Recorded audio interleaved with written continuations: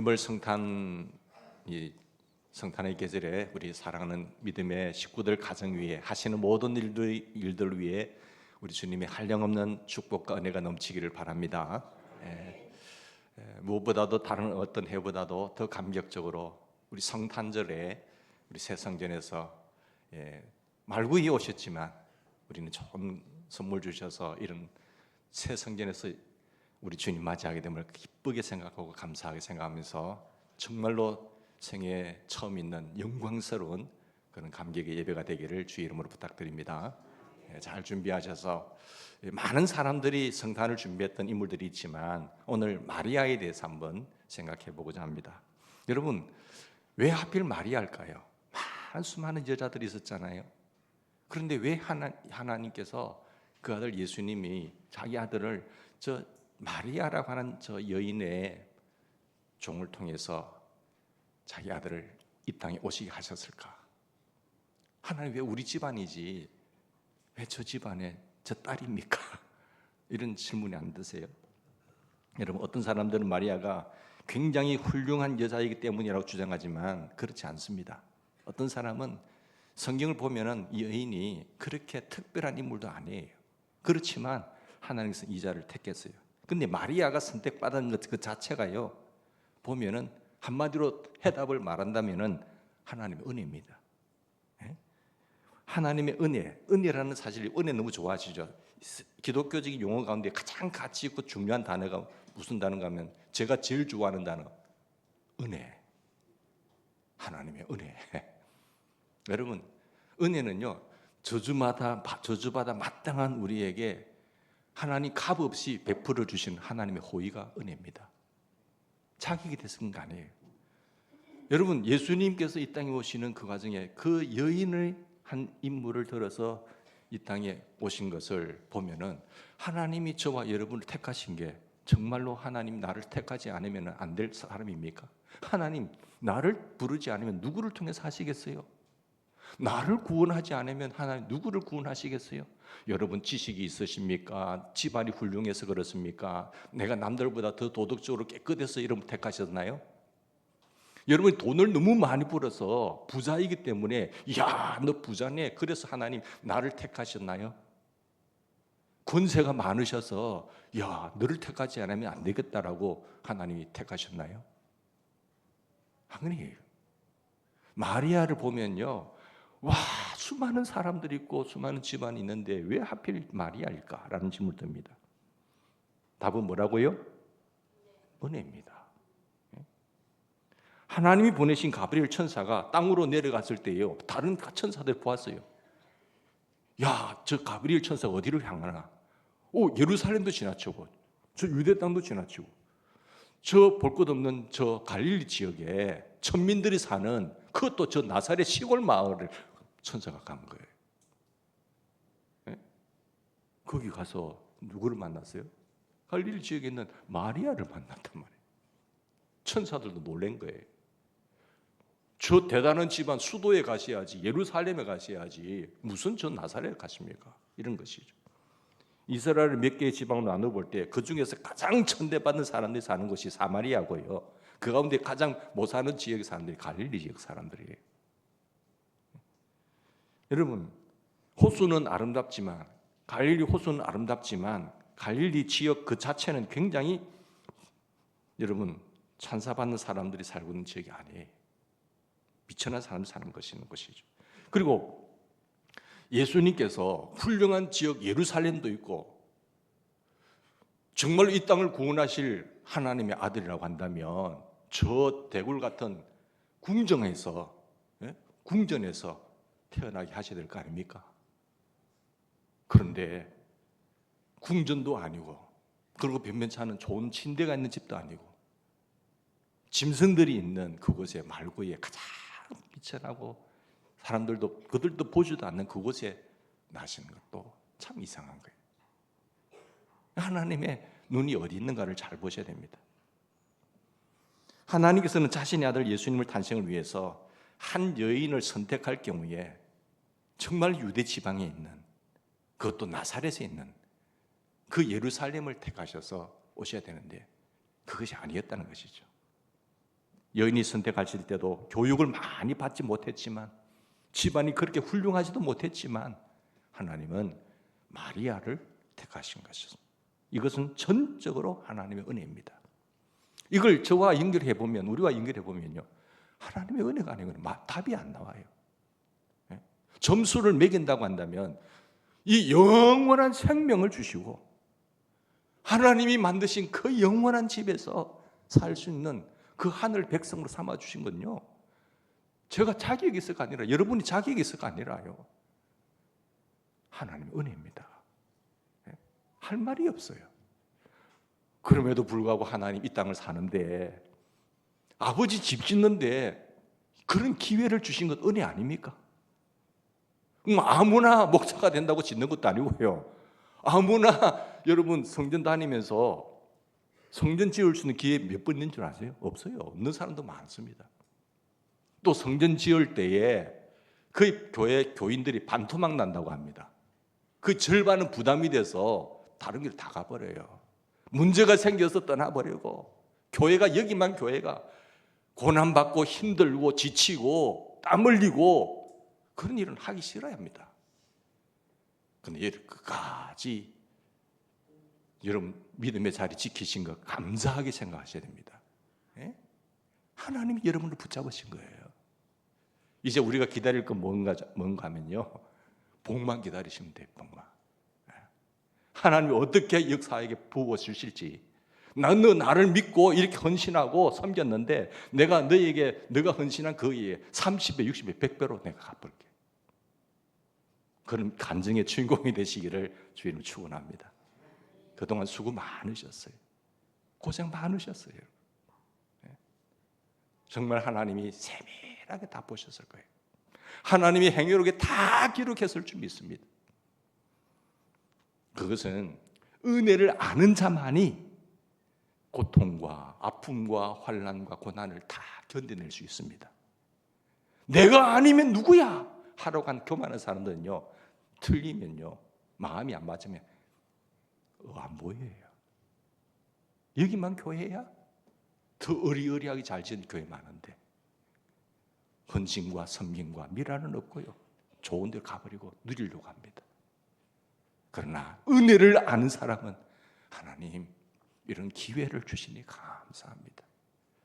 주님, 나에게 영원한 생명 받았는데 이 땅에 주님 무엇 하다가 주님 앞에 설까요? 하실 때 이런 거 내가 지겠습니다라는 마음으로 걸어오셨지 않습니까? 여러분, 마리아가 이런 기회를 맞았을 때에, 이런 선택을 받았을 때에, 이런 부르심을 받았을 때 어떠한 자세로 예수님의 성탄을 맞이했는지 한번 보십시다. 성탄을 맞는 이 마리아의 자세를 보면서 첫째 가졌던 게요, 마리아는요 겸손의 자세를 가졌어요. 여러분 28절 29절 보실까요? 천사 가브리엘이 마리아에게 그녀가 하나님께 은혜를 받은 자라는 사실을 통과해, 나라 당신은 하나님의 은혜를 받은 자다, 이렇게 하셨어요. 그녀의 반응이 아주 인상적이지 않으세요? 어떤 반응을 보였지요? 뭐라고 했지요? 교만한 여인이었다면 천사가 와서, 가브리엘 천사가 그 소식을 전했을 때, 그러면 그렇지, 나를 선택하는 것이 지당합니다. 교만한 사람은 그렇게 했을 거예요. 나를 선택한 것이 지당합니다. 그러나 마리아는 그런 식으로 반응하지 않았습니다. 29절 보실까요? 뭐라고 반응했죠? 처녀가 그 말을 듣고 놀라서 이런 인사가 어찌함인가? 주여, 이런 일이 어찌입니까? 그렇게 반응했잖아요. 지금 상황은요, 천사가 아직 아들을 주겠다는 메시지를 말하지도 않았어요. 그렇죠? 너는 은혜를 받은 자나, 이렇게 말만 했을 뿐인데 이때 마리아는 놀랐다고 했습니다. 왜 그랬을까요? 그 당시에 이스라엘 백성들의 의식 구조 속에는 수천 년 동안 메시아 사상을 기다렸어요. 메시아를 기다리는 그런 은혜가 있었어요. 하나님이 보내신 천사를 만난다는 것 자체가요 특별한 은혜예요. 어떻게 하나님의 천사를, 메시지를 들고 온 천사를 만날 수 있는 기회가 주어지느냐? 그 천사가 나타나서 자기에게 은혜를 입은 자라고 선포하니까 마리아는 내가 그럴 만한 자격이 있을까요? 내가 그럴 만한 자격이 있을까요? 내가 하나님의 은혜를 입을 만한 자격이 있을까요? 라고 어떤 황송함 같은 것을 느끼게 된 것이에요. 그래서 다시 말하면 자기 자신의 모습을 알고 있었던 것입니다. 주제 파괴된 사람이에요. 38절 보십시오. 마리아가 가로되 주여 여종입니다. 주의 계집종입니다. 이거 표현은요, 아주 낮은 계급의 여자를 이야기할 때에 종이라는 표현들. 원문에 보면 계집종이다 했어요. 그만큼 마리아는 자기 자신을 낮춰서 겸허한 자리에 두었던 겁니다. 저는 주님 앞에 말할 수 없이 연약하고 비천한 여인입니다. 종에 불과합니다. 그런 말씀이에요. 자, 마리아는 어떻게 겸허한 자세로 하나님 앞에 그 메시지를 받기 시작했을까요?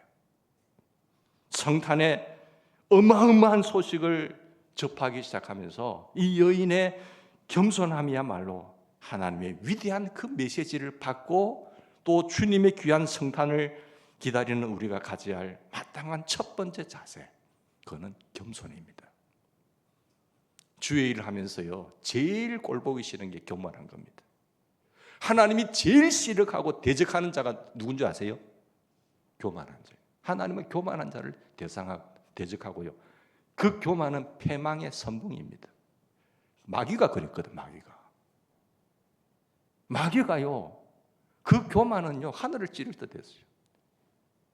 그 천사가, 그래서 천사가 타락해서 마귀가 된 게 마귀잖아요. 그런데 이 여인은 그 어마어마한 것을 나는 비천한 종이라는 사실을 알기에 주제 파악이 때문에 주의 은혜인 줄 알고 겸허하게 나가는 거죠. 자, 두 번째, 그 겸손한 마음속에 이 여인은, 여러분 34절 보시면 믿음을 볼 수 있습니다. 믿음의 자세. 마리아가 천사에게 말하되 나는 남자를 알지 못하니 어찌 일이 있습니까? 어찌 일이 있어오리까? 이것은 구체적으로 자신을 통해서 메시아가 잉태된다는 거예요. 그 메시아의 많은 사람들이 기다리던 그 메시아를 자기 자궁을 통해서 잉태된다, 탄생할 것이다. 그 메시지를 받았을 때 마리아의 반응이 뭔 줄 아세요? 어떻게 가능합니까? 그게 어떻게 가능해요? 여러분, 의심이 아닙니다. 비슷한 표현이 누가복음 1장 18절에 나오는데요, 사가랴가 세례 요한이 올 때 그 세례 요한의 부부가, 사가랴가 천사에게 이르되 내가 이것을 어찌 알리요? 내가 늙고 나이도 많은데. 그런 표현을 썼거든요. 이것은 요한의 부모에게 비슷한 사건이 예언됐을 때 반응인데, 의심을 표현한 것이 아니라 뭘까요? 어떻게라는 방법입니다. 그런데 어떻게라는 방법을 이야기할 때 하나님은 말씀하지는 않았어요. 이때 천사가 어떤 반응을 보이는가 하면, 인간의 이성으로는 얼른 이해할 수 없는 일에 대해서 어떻게라고 묻는 사람들에게 주께서는 종종 이렇게 대답하십니다. 37절, 대저 하나님의 모든 말씀은 능하지 못하심이 없느니라. 그죠? 그러니까 이 말씀은 하나님이 맨 처음 불가능한 그 잉태를 가능하셨을 때에 아브라함에게 하셨던 말씀이에요. 무에서 유를 창조하신 하나님, 아브라함이 너에게 아들이 있을 거야 했을 때, 아이고 내 나이가 이제 내일 모레 100인데 90세에 내 부인 이제 나이 늙어 사라에게 나이가 몇인데 안 믿었어요. 그게 어떻게 그런 일을 할 수 있는 거예요? 그런데 하나님은 없는 것에서도 있게 하시는 하나님이십니다. 낙심하지 마세요. 아이고 세상적으로 보면 불가능해. 안 돼. 아니에요. 하나님이 하시면 하는 겁니다. 무에서 유고, 치유의 역사도 마찬가지예요. 하나님이 쓰실만 하면 고쳐서 쓰십니다. 더 강하게 쓰십니다. 다는 아니지만 문제는 하나님의 마음이에요. 하나님은 얼마든지 능하지 못하심이 없다는 전능하신 분이라고 고백하잖아요. 38절 보실까요? 마리아의 반응 보세요. 마리아가 가로되 주여 여중요니 말씀대로 내게 이루어지이다. 말씀대로 이루어지이다. 이 구절을 미뤄봐서 앞에 던졌던 질문, 절대로 의심이 아닌 것을 알 수 있겠죠? 의심이 아니라 마리아는 이 말씀을 받아들이기를 원했습니다. 다만 어떻게 그것이 가능할지 묻는 거죠. 어떻게 가능하지요? 하나님은 어떻게라는 물음에 답을 주시지 않았어요. 그것은 영원한 신비일지도 모르겠습니다. 계속되는 메시지를 읽어보면 45절 말씀 보십시다. 45절에 자, 주께서 하신 말씀에 반드시 이루어지라고 믿은 그 여자, 주의 하신 말씀은 반드시 이루어지라고 믿은 그 여자에게 뭐가 있다고요? 복이 있도다. 마리아는 자기에게 베푸신 이 말씀을 믿었고요, 또 그 말씀이 증거한 메시아가 자기를 통해서 탄생하리라는 사실도 믿었습니다. 그 믿음에 대한 좀 더 명확한 증거가 어디 있느냐? 46절 이하에 나와요. 믿음의 증거가. 마리아가 가로되 내 영혼이 주를 찬양하며 내 마음이 하나님 내 구주를 기뻐하였다. 우리는 여자에게 여기에서 마리아가 그리스도를 나의 구세주와 주님으로 믿고 있고 신뢰한 증거를 볼 수 있잖아요. 성탄을 준비할 때 믿음으로 준비하시기 바랍니다. 예수님 맞이할 때 믿음으로 맞이할 거예요. 하나님이 보시는 것은요, 믿음이에요. 믿음이 없이는 절대로 하나님을 기쁘시게 할 수가 없어요. 했지, 그게 뭐 된다고? 하나님 보이지도 않는데? 그러면 그만큼밖에 못해요. 자, 세 번째 뭔지 하면요, 성탄을 맞을 때에 순종의 마음이 있어야 돼요. 순종의 자세를 볼 수 있거든요. 마리아가 가로되 주의 계집종년이 여종년이 말씀대로 내게 이루어지이다. 이것은 믿음의 수락입니다. 그 메시지 앞에, 하나님의 말씀 앞에 받아들여요. 그리고 한 걸음 더 나아가서 뭘까요? 순종이죠. 순종이 나왔다는 것은 믿었다는 증거예요. 순종이 없다는 것은, 행동이 없다는 것은 불신이라는 겁니다. 그래서 모든 행동은 뭐만큼 해요? 믿는 만큼 합니다. 그래서 비례가 되는 거예요. 행동이 없는 모든 말, 아무런 능력이 없습니다. 말만 있는 것, 그거는 가짜 믿음이에요. 죽은 믿음이에요. 믿음이 있는 만큼 행동이 있는 것이고, 행동이 없는 그 순종은 죽은 믿음이라는 사실을 꼭 기억하셔야 돼요. 이 여인이 어때요? 그 하나님을 믿었던 그 말이 빈말이 아니라는 것을 행동으로 보이잖아요. 순종하잖아요. 지금은 우리가 이 사건을 쉽게 말씀합니다만은, 자, 여인이 보면 원하시면 저를 사용하실 수 있습니다. 하나님 그 원하시는 그 말, 그 원하시면 저를 사용하실 수 있습니다. 제가 그 말씀 앞에 순종하겠습니다는 그 말이잖아요. 지금 우리가 볼 때는 이 말씀이 지금 다 이루어졌으니까 쉽게 받아들일 수 있죠. 그때 상황을 한번 생각해 봅시다. 그때 상황에 결혼도 아직 안 했는데 남자하고 첫 밤도 지내지 않았는데 애가 생겼어. 저 여인이 배가 불러오니 동네 사람들 가만히 있겠어요? 큰일 나죠. 말씀에 순종하여 잉태를 하게 됨으로써 했던 그 수모를 한번 생각해 보시라니까요. 얼굴 못 들고 다닙니다. 밖에 어떻게 나가요? 그래도 내 안에 예수님이 계신다 이랬을까요? 이거 잘못하면요, 간음절에가 죽습니다. 죽음을 각오한 순종입니다. 그래도 하시겠어요? 아이고, 하나님 순종하면 복 주시겠지요. 그만큼 순종을 할 수 있겠지만은 너 순종해갖고 내 죽는다고 하는데 그래도 순종하시겠어요? 그래서 마리아가 중요하다, 대단하죠. 누가복음 2장 34절에 보시면 시몬의 예언을 생각할 때 마리아의 순종은 더욱더 감동적이에요. 시몬이 저에게 축복하고 그의 어머니 마리아에게 말하여 이르되 보라, 이는 이스라엘 중 많은 사람의 패하거나 흥하게 하여 비방을 받은 표적이 되기 위하여 세움을 받았고 또 칼이 네 마음을 찌르듯 하리라. 칼이 네 마음을 찌르듯 하리라. 이것이 무슨 이야기입니까? 칼로 찌르는 아픔이, 칼로 찌르는 듯한 고통이 내 마음에 있다는 거지. 그 많은 사람들의 눈빛, 그 많은 사람들의 수보, 말, 여인이 어떻게 고개를 들고 다닐 수 있기 때문에 말이죠. 수많은 사람들의 따가운 눈총을 의식하면서 살아야 했던 거예요. 사랑하는 아들이 십자가에 달리는 광경을 직접 자기의 눈으로 봤을 때 마음이 찌르는 듯이 아픈 거예요. 이 순종은 고난을 각오한 순종이요, 죽음까지도 각오한 순종이었습니다. 자, 그러면 우리는 어떻습니까? 나 예수 믿는데 나의 순종은 어떤 순종입니까? 우리는 말씀에 순종하면 어떤 결과가 돌아올 것이라는 그런 생각을 합니다. 마리아 앞에서 정말 부끄러워요. 순종의 대가가 죽음이라고 할지라도 그것을 기쁘게 받아들이기를 원했던 이 여인의 각오, 이게 성탄 준비입니다. 자, 그 다음에 네 번째는 마리아가 어떻게 성찬을 맞이했는가 하면 헌신하는 마음으로 나갔어요. 여기 보면 헌신이라는 말 앞에 다룬 그 순종의 자세와 깊은 관련을 맺고 있는데, 이것은요 하나님께서 사용하시도록 자기 몸을 드린 겁니다. 하나님 필요하시면 제 몸을 쓰십시오. 제가 그런 수모와 모든 각을 죽을 각오를 하고도 하나님 필요하시면 제 몸을 사용해 주십시오. 그분께 내어놓는 거잖아요. 우선 그녀는 자기 자신의 몸을 하나님이 사용하시는 도구로 드렸습니다. 34절 보십시다. 34절에 마리아가 어떻게 이 일이 가능하겠냐고 물었잖아요.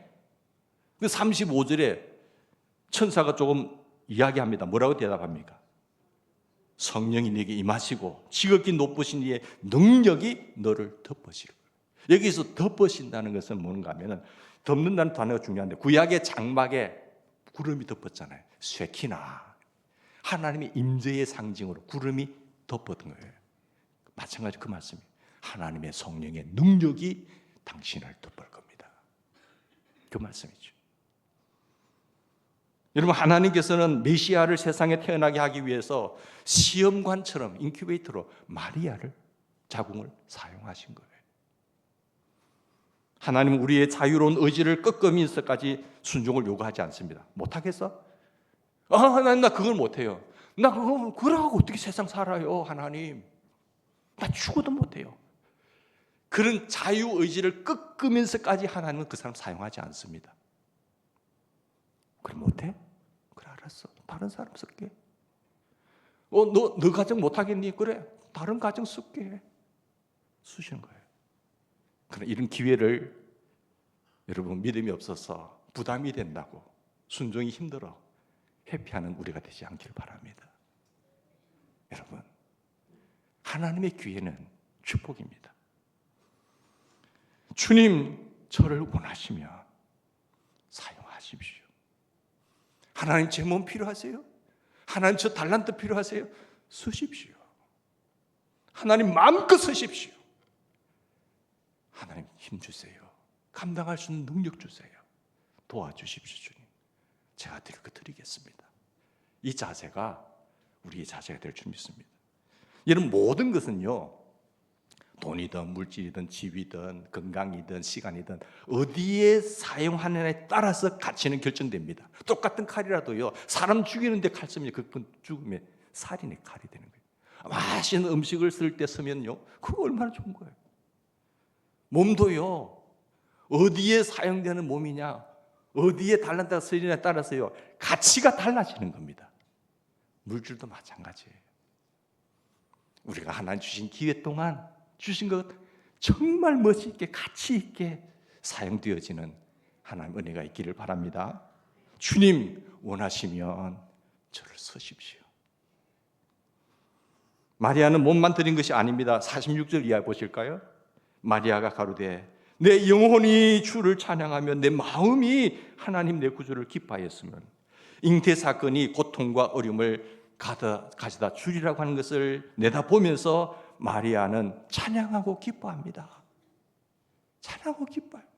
그리고 고백합니다. 내 영혼이 주를 찬양하며 내 마음이 하나님 내 구주를 기뻐합니다. 이것은 이 여인의 영혼이 얼마나 주님 앞에 순결하게 바쳐진 것을 알 수가 있어요. 이 사랑하는 딸의 영혼이 얼마나 순결하고, 그리고 자기 몸과 자기의 마음과 자기의 영혼을 주님 앞에 온전히 헌신했던 이 여인의 자세를 볼 수가 있습니다. 마리아는 철저한 헌신의 자세로 성탄을 기다리고 있습니다. 왜 마리아는 주님의 자기를 통해서 나타나기를 기다렸을까요? 히브리 사람들에게는 메시아 대망 사상이 있었기 때문에, 그래서 메시아가 오시면 이러한 일이 있을 것이다라고 믿음을 갖게 된 것입니다. 드디어 메시아가 나를 통해서 오신다. 오시옵소서. 주님 오시옵소서. 메시아여 구원을 나타내시고 가난하고 눌린 사람들을 사랑하시며 그들을 위해서 위대한 역사를 행하실 주님을 제가 기다립니다 하면서 여러분 마리아의 찬양을 한번 쭉 46절 이하에 마리아의 찬양의 이 위대한 찬양이거든요. 그는 찬양만 한 것이 아니라요, 입술만 찬양한 것이 아니라 삶을 드려요. 이게 진짜 찬양이에요. 주님 사용해 주십시오. 찬양은 단순한 어떤 분위기가 아닙니다. 찬양하는 일뿐만 아니라 하나님이 원하시는 일을 얼마나 열심히 하느냐가 중요한 거예요. 마리아의 찬양이 위대한 이유가 그거라는 거죠. 진정한 찬양은 그 메시지와 연결이 되어야 됩니다. 내가 찬양한 그 주님, 내가 높이신 그 주님을 위하여 나는 얼마나 헌신할 수 있는가를 생각하셔야 돼요. 그게 찬양의 능력이 있습니다. 그리고 보면 마리아의 찬양은 우리에게 얼마나 엄청난 도전을 주고 있습니까? 마리아는 이 찬양의 자세로 주님을 기다렸습니다. 여러분 이제 성탄절 며칠 남지 않았지만 주님 맞이할 때 정말 이 여인처럼 겸손하게 저분을 믿는 마음으로, 그게 온전한 순종과 함께 헌신의 마음과 함께 찬양하는 그런 놀라운 성탄절이 되기를 주의 이름으로 축원합니다. 같이 기도하십시다.